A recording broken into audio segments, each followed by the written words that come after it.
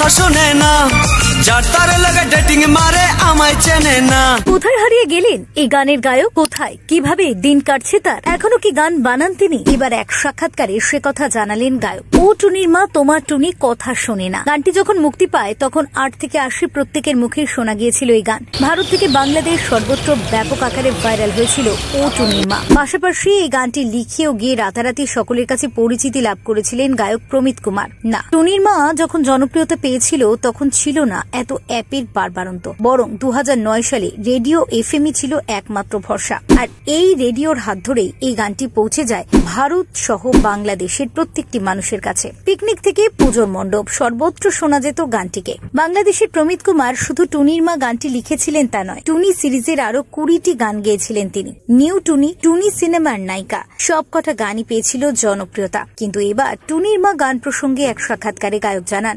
নরসিংদীর পলাশ থানার পণ্ডিতপাড়া গ্রামে বসে প্রায় 3 দিন ধরে তিনি লিখেছিলেন এই গানটি, কিন্তু ঢাকায় রেকর্ডিং করতে এসে তিনি রীতিমতো অপমানিত হয়েছিলেন। স্টুডিও থেকে তাকে বলা হয় এই গানটি একেবারেই চলবে না, এটা কোনো গান হলো? তবে শেষমেশ মুক্তি পায় গানটি। প্রমিতের ইচ্ছে ছিল তার এই অ্যালবামের নাম রাখবেন টুনির মা, কিন্তু তা হয়নি, বরং অ্যালবামের নাম রাখা হয় বউ আমার চেয়ারম্যান। সে অ্যালবামের নাম যাই হোক না কেন, টুনির মা গানটি যে নিজস্ব একটি পরিচয় তৈরি করতে পেরেছিল তা আলাদা করে বলার দরকার পড়ে না। প্রমিত কুমার বলেন, 2009 সাল থেকে এই গানটি আমাকে অনেক কিছু দিয়েছে, এতটা আমি প্রত্যাশা করিনি। এই গানটির পর ভারতে এসে একটানা 30টি স্টেজ শো করেছিলাম আমি। এক সময় কম টাকাতেও গান গেয়েছিলাম, তবে এবার থামতে চাই, আর টাকার পিছনে ছুটবো না। বয়স কম থাকার কারণে অনেক ভুল সিদ্ধান্ত নিয়েছিলাম, যা আর করব না। আপাতত নিজের কেরিয়ার নিয়ে পরীক্ষা নিরীক্ষা করতে চান প্রমিত। গাইতে চান অন্য স্বাদের গান, ধীর গতিতে এগোতে চান। এবার একটি ইউটিউব চ্যানেলও রয়েছে তার, যেখানে তিনি নিজের গান পোস্ট করেন। ভারত বাংলাদেশ ছাড়াও গত বছর দুবাইতে গিয়েছিলেন কনসার্টের জন্য। প্রতি বছর শীতের সময় তিনি